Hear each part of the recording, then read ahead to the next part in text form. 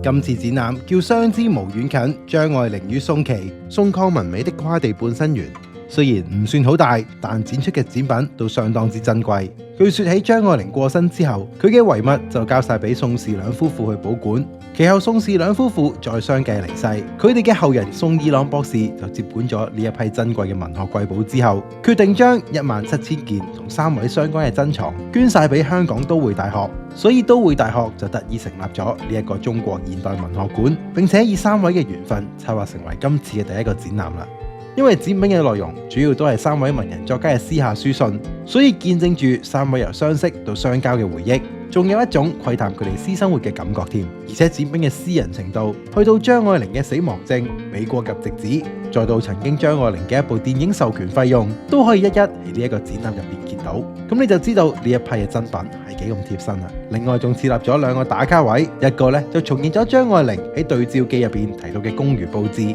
另一個就重現咗宋氏一家屋企入邊嘅一個餐台場景。呢一張餐台咧，仲係直接由上海運到嚟香港嘅珍品，所以一定咧有唔少嘅文人雅士坐過。有時間嘅不妨去到展覽入邊沾沾佢哋嘅文學氣息啦。